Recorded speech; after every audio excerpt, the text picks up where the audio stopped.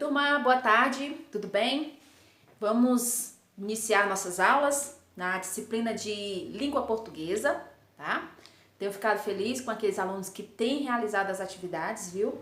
Continuem assim, tá joia? Que só quem vai ganhar é você, porque você vai aprender e o aprendizado ninguém tira de você. E quanto mais você souber, melhor será para você, ok? Então, olha só, vocês receberam uma atividade, tá? Que vai dar continuidade ao texto que nós começamos ontem, né? Que é Histórias para o Rei. Eu vou ler esse texto novamente, tá? E depois vou ler com vocês também as perguntas, explicando como é que vocês vão fazer. Eu quero primeiro que vocês observem aí que dentro desse texto que vocês receberam, o texto ele tá dentro de um quadrado aí, não é? Então, esse quadrado ele tá limitando, ou seja, ele é as margens, né, do texto, tá? Então, ele tá dentro desse quadro, o texto. Então, ele está limitado, cada parte aí desse quadrado são os limites que o texto tem, tá bom? Então, olha só, Histórias para o Rei. Eu acredito que vocês leram em casa, né? Eu vou ler novamente e vocês vão ler também. Se eu tô lendo, vocês também vão, né? Não pode só eu ler, não. Vocês também têm que me ajudar, tá joia? Então, olha só. Nunca podia imaginar que fosse tão agradável a função de contar histórias, para a qual fui nomeado por decreto do rei. A nomeação colheu-me de surpresa, pois jamais exercitara dotes de imaginação e até me exprimo com certa dificuldade verbal.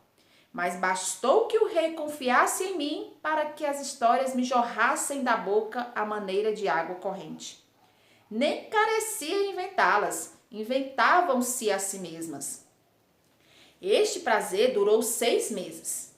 Um dia, a rainha foi falar ao rei que eu estava exagerando. Contava tantas histórias que não havia tempo para apreciá-las e mesmo para ouvi-las. O rei, que julgava minha facúndia uma qualidade, passou a considerá-la um defeito e ordenou que eu só contasse meia história por dia e descansasse aos domingos. Fiquei triste, pois não sabia inventar meia história.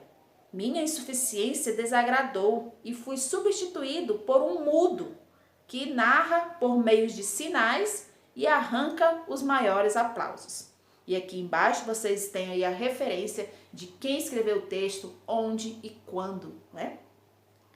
Não esqueçam de ler essas informações, tá? Então, olha só, quando eu falei que o texto ele está dentro de um quadrado, que esse quadrado aí é o limite, porque ele vai facilitar a sua vida, né? A sua identificação para o que o texto, para o que a atividade vai pedir de você agora. Vocês lembram que ontem, quando eu falei de parágrafo, é aquele espaço, né, que tem entre a margem e o início, né, da escrita. Então, se você olhar novamente para o texto e observar aonde está a margem e aonde está iniciando o texto, você vai notar um espaço, né, um espaço maior, né? Esse espaço é o que nós chamamos de parágrafo. Então, se você olhar para o texto, continuar olhando, você vai perceber quantos parágrafos tem esse texto. Né? Você é capaz de identificar isso. Por quê? Porque você entende que o parágrafo é esse espaço que é mais ou menos da largura de um dedo. Né? Assim, ó, você coloca o dedinho assim, ó, e aí você vai ver um espaço que é o parágrafo que nós costumamos utilizar essa referência para encontrar, né? O parágrafo.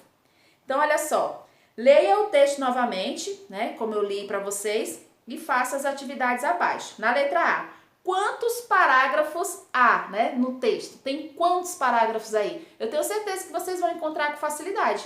Por quê? Porque ele está bem claro, né? Vocês estão vendo aí a margem do texto, que é esse quadrado, e o espaço que tem da margem até o início da escrita. Então, a gente percebe aí a quantidade de parágrafos, né? Que tipo de informação aparece em cada parágrafo? Então, no primeiro parágrafo que tem aí, você vai dizer do que ele está falando, né? Qual é a informação desse primeiro parágrafo.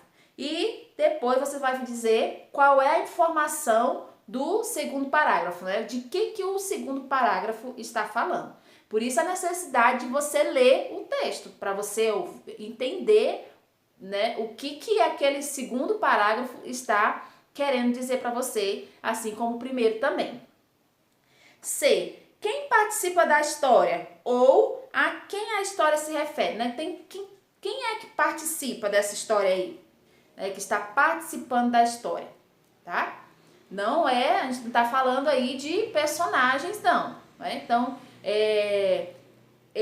a pessoa que está contando a história, ele faz referência de personagens. Só que você percebe que não existe fala de outros personagens. Por quê? Porque para saber que existe fala de um outro personagem, essa fala ela deveria que iniciar com um sinal de travessão, que é esse sinal aqui, ó. O sinal de travessão. E como no texto não tem, então significa que não existe fala de personagem, tá?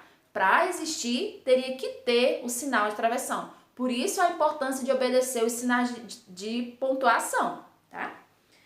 Vamos para a próxima. A história é contada por quem? Desculpa. A história é contada por alguém. Né? Quem é que está contando essa história? Onde a história acontece? Né? Que cenário é esse que está acontecendo essa história?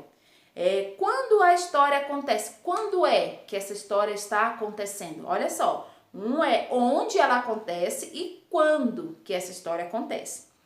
G. Que palavras mostram o tempo em que acontece a história? Então, tem palavras aí que você vai conseguir identificar, ó.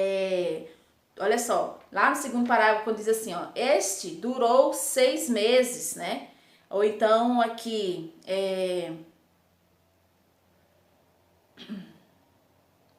a rainha foi falar ao rei que estava exagerando.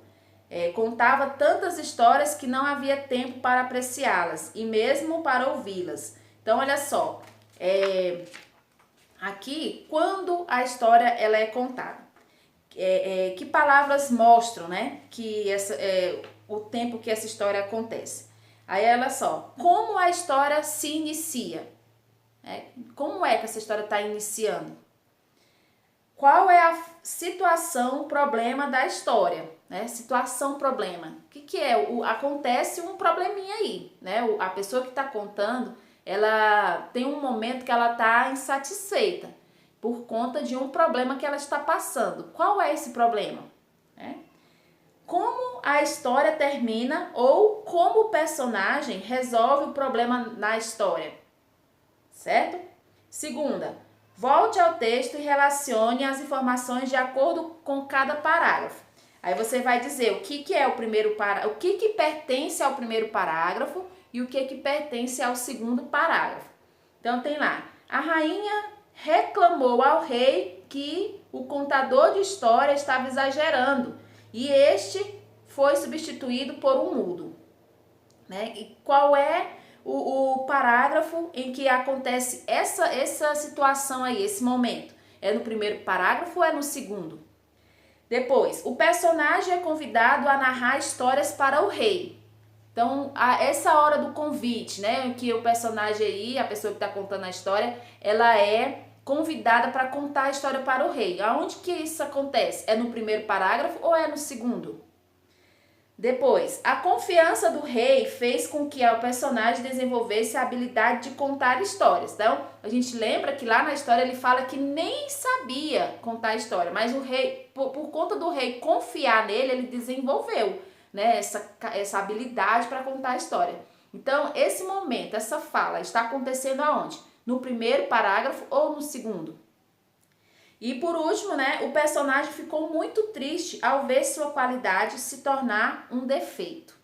Então, olha o problema aí, né?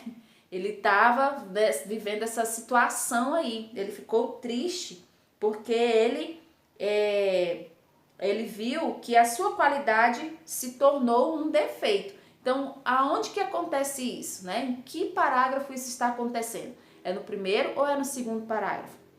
Então, olha só, gente, a atividade de língua portuguesa é apenas essa daqui, tá? Então, se você vai fazer, você tiver alguma dúvida, você pode estar me perguntando alguma coisa, né? Você pode mandar um áudio para mim, ligar, né? Durante a tarde eu tô toda à disposição a vocês, tá certo? Então, qualquer momento que vocês precisarem da minha ajuda, vocês podem falar. Manda aí um alô que eu estou à disposição para ajudar aí vocês, tá bom? Então, daqui a pouquinho eu volto pra gente terminar aqui as nossas atividades.